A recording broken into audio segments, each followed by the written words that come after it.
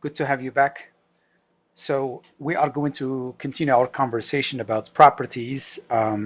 If you haven't watched the video on properties of the means and the definition of what is a linear operator, you want to go back and watch it or rewatch it before you continue with me on properties of the variance slash standard deviation. Remember, the standard deviation is just the square root of the variance. So whatever you do for the variance works for the standard deviation. You just have to add one more line at the end, which means to take square roots of the variance to get the standard deviation. So the formula we have for the variance between two random variables x and y, and I'm trying to find the sum, is the variance of the very first random variable plus the variance of the second variable plus some gibberish. Now, if the definition stops here, then you could definitely say that's one of the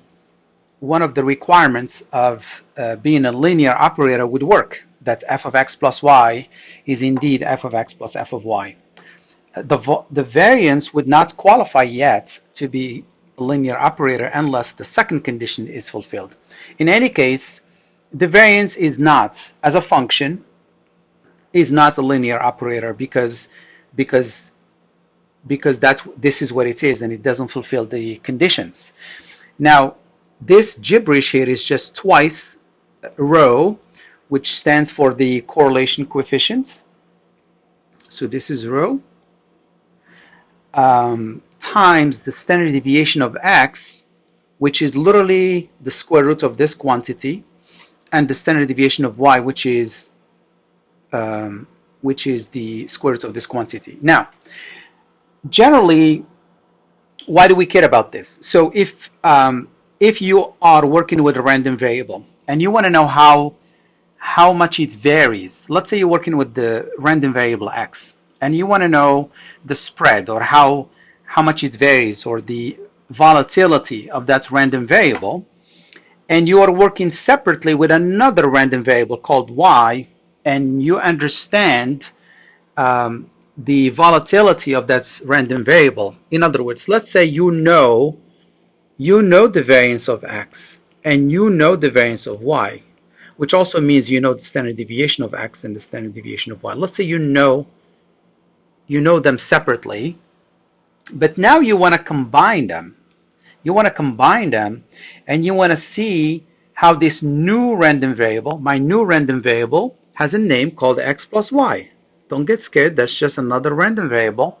We can call it w if you care, okay? So we want to know how w varies, knowing how x varies by itself and how y varies by itself.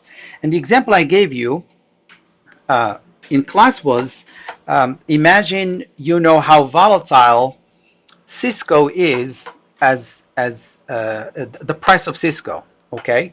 And you know how volatile Apple is. But now you want to buy both of them. You want to combine them and you want to measure the variability or the volatility in business terms, the volatility of this new random variable w. And of course you can find it. If you know information about these two, clearly you know information about these two. So that means you know this, you know this, you know that, you know that. Everybody knows two. And the only thing that is missing here is rho. And this is where I need to explain. Okay? So obviously whenever you write a formula or a definition, you need to define what these are. We said the standard deviation of x is just the square root of the variance of x. Same thing with y. And rho is the correlation coefficient between my two variables. Okay? Now, rho is a number. It is a real number between 0 and 1 inclusive. And when the two random variables that you are adding in this case are completely independent, we say rho is 0, which knocks off this quantity. If they are completely correlated, such as my two variables are x and y, and the relationship is y equals 5x, Well, clearly x defines y and y defines x. If I know x, I know y with 100% certainty. And if I know y, I definitely know x with certainty. Therefore, the correlation coefficient between x and y is 1. And in these two situations, when rho is 1 or when rho is 0, we don't tell you the value of rho. You've got to deduce that from the context of the problem. When rho is in between, there is some sort of dependency, then we will give you the value of rho. And a great example is the correlation coefficient that exists between the SAT math scores and the SAT verbal scores. And based on historical data, it turns out to be that rho is about 0.7. In other words, generally speaking, if I know how students do in verbal, I can speak with some confidence, not with 100% confidence. I can speak with some confidence about how they are going to do in mathematics and vice versa. It's not very strong, but it is a known quantity. And in that case, if rho is anywhere between 0 and 1, not on the endpoints, we will have to give you the value, okay? Because you don't have 3 months to figure that out by yourself, okay? So we have three situations. Rho could be 0. What happens here? Rho could be 1. What happens? And rho could be somewhere in between. What happens? And that's what I want to do next. So if rho is 0, this quantity cancels because 2 times 0 is 0. Multiplied by that stuff, you get 0. So that means the variance of x plus y turns out to be a very simple, nice expression. It's just the variance of x plus the variance of y. Please don't make this assumption unless rho is 0. Okay? And therefore, if I'm interested in the standard deviation of x plus y, I will take the square root of this quantity. And remember that the variance of x is the standard deviation squared of x. And the variance of y is the standard deviation squared of y. So this is exactly this. But the reason I chose to write it this way, because I have seen students can simplify this into sigma of x plus sigma of y. Of course, it's not true. You cannot just cancel the squares with the square roots because you have an addition. So please don't write this, okay? You basically take the variance of x and you take the variance of y, add them up. When you finish, you take square roots, okay? That would be your standard deviation of x plus y. And by the way, we're never interested in the variance. We're always interested in the standard deviation. But you cannot get to the standard deviation without having to go through the variance. Some students take a shortcut and they jump from here all the way to here, and I can bet you're gonna risk taking making a mistake by writing sigma of x plus sigma of y, which is untrue. So you should always pass through the variance in order to get to the standard deviation. I'll repeat. Never get to the standard deviation directly. Pass through the variance. I know the variance is not that important, but you've got to pass through it in order to find the standard deviation, which gives you one extra line by taking the square roots of the variance to get the standard deviation. So that is the standard deviation of the sum if rho is 0. Now, if rho is 1, something really nice happens. If rho is 1, you get variance of x plus variance of y plus twice standard deviation of x, standard deviation of y. Rho is 1, right? Watch what happens. Let me remind you of the magic of algebra 1. Think of this as the standard deviation squared of x. And think of that one as the standard deviation of y squared. So basically you have something squared plus something else squared plus twice the product of the two quantities not being squared, which reminds you of something you have seen in basic algebra course. A squared plus b squared plus 2ab can be rewritten as a plus b squared. So if rho is 1, I can replace all this stuff in blue by just this, right? A plus b quantity squared. This is your a, this is your b. Okay? And therefore, see, even though it's kind of ugly, it's not short, it's longer, it turns out to be a very simple expression.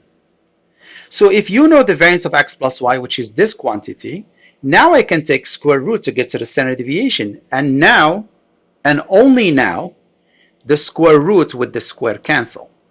And you just get standard deviation of x plus the standard deviation of y. Okay? So if rho is 0, that's your standard deviation of the sum. If rho is 1, that is your standard deviation of the sum. Now, if rho is neither 0 nor 1, it's not an endpoint, it's somewhere in here, then we will give you, of course, rho, and you just go back here and plug it in. You know this, you know that, we gave you this, you know that, plug that stuff in, get the variance. When you finish, take square roots, and you get the standard deviation. Okay, basically, you just have to put one foot in front of the other and go through the motions. It's not short, it's actually much longer, right? What do you care? You just plug in, okay?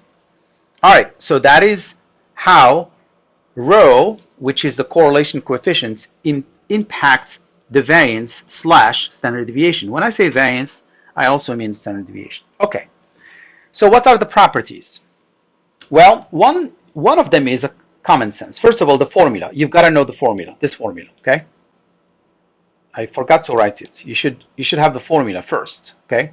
Just like the mean of the sum is the sum of the means. The variance of the sum is this quantity. This has to be as your number one here. Number two, this is honestly just common sense. What's the variance of a constant? How much does a constant C varies? It doesn't vary, right? So what's the variance of 39? 0. What's the variance of pi? 0, okay? And therefore, the standard deviation of the constant is also 0. Now, what happens if I just have constant x? What happens to the a? If I had the mean, we were able to pull the a out, didn't we? Now with the variance, you pull it out, but you better square it, and I'll explain why, okay? So whenever, let's say I have the variance of 9x, I can write it as 81 variance of x. Not 9, but 81, 9 squared, okay? Whenever you take a constant out, you've got to square it. I'm going to work out a simple example to show you why you have to square, okay? So therefore, to find the standard deviation of this, which is the square root of this, right? You take square root of that, which gives you a again. Notice if a is negative, I made a mistake. If a is negative and you take it out, you better put bars, right? For example, what's the variance of a negative 2x? Well, the variance of negative 2x is 4 variance of x. Isn't that true?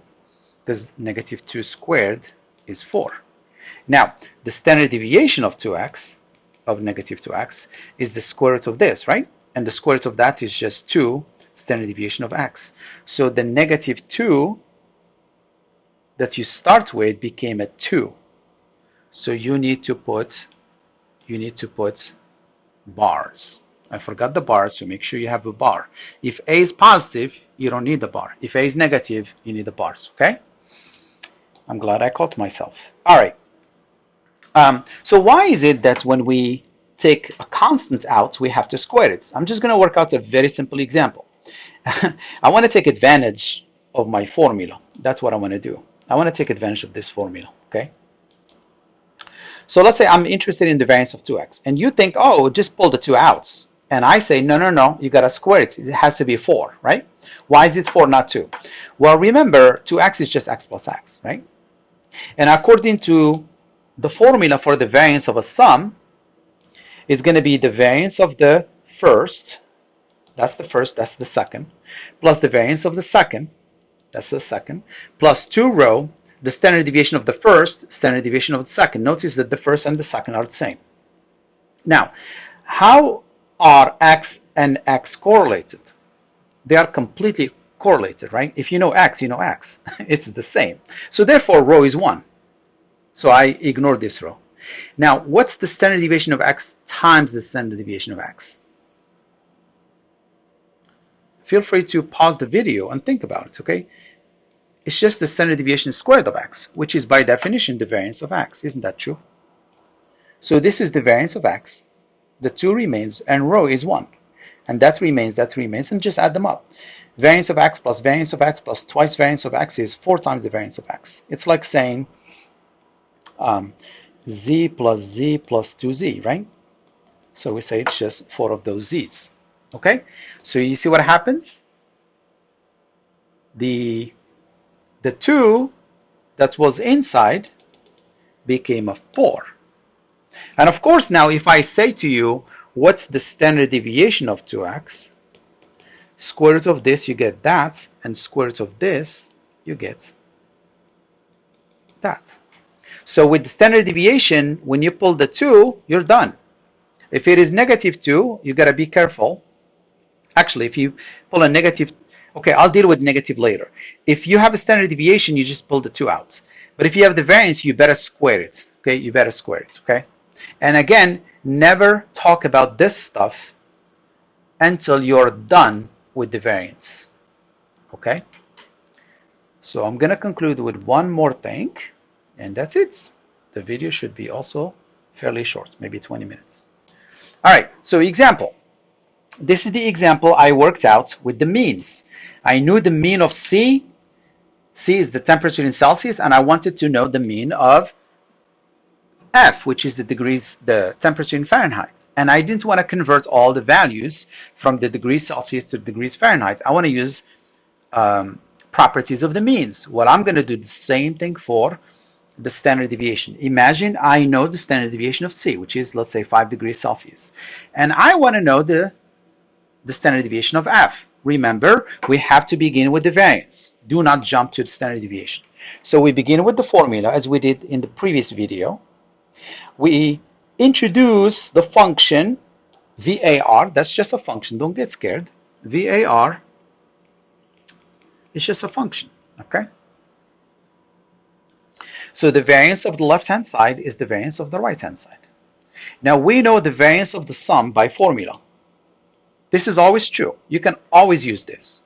But only if rho is 0 or rho is 1 or rho is somewhere else that you have shortcuts, these shortcuts, right? Otherwise, this is always true. You can always use this. So the variance of this sum, this is the first term. This is like x, and this is my second term, okay?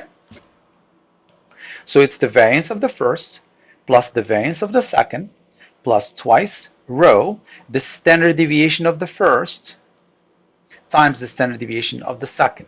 How do I know? I just copied this. That's all. Okay, because this is always true. Okay. So what is the variance of 9/5 C? We just learned that if you take a constant, you gotta square it. So it's 81/25. Variance of C. Right? Now what's the variance of a constant? That's 0. Now because this is 0, I really don't care what these are, because you're gonna multiply by 0 anyway, that's gonna cancel. But it just happens that you have another 0. 32, this is my second variable. 32 does not depend on 9/5 C at all. Your variables are not C and F. Your variables are 9/5 C and 32. These are the two things you're trying to find the correlation coefficients for. The correlation coefficient not between C and F, because I have two variables called C and F. It is between whatever you're adding. So rho is the correlation coefficient between 32 and 9/5 C. Well, 32 does not depend on anybody.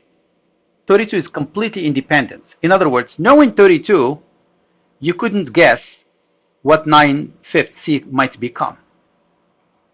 I know you can go this way. If you know 9/5 C, you know 32, because 32 doesn't change. But if you know 32, you have no idea what this is. Could be 9/5 2, 9/5 5, 9/5 20, right? So they are independent as well. So rho is 0 as well. But let's say you didn't know that. What is the standard deviation of a 32? What's the variance of 32? The variance of 32 is 0, right? Variance, constants don't vary. So their variance is 0, and therefore the standard deviation is also 0, just like I did here. So even if you didn't know that this is 0, we know this is 0, which is going to kill this whole piece. And we know this is 0. So now you're left with this. So what's the standard deviation of f? Take square root of this, you get that. If you take square root of this, you get 9 over 5 standard deviation of c. Now you have the right to plug in. We know the standard deviation of c is just 5. Plug it in. Don't do it too early. Don't think, oh yeah, I see it. I see it. No, you don't see anything. You don't have this. If you don't see this by itself, you have no right to replace it by 5. So now 5 cancels with 5. You wonder why I gave you 5? Because I want to cancel. I love to cancel. Mathematicians are lazy in a good way. They don't like to reinvent the wheel. So that's going to give me 9 degrees Fahrenheit. And that's the end of the story. All right? Take care.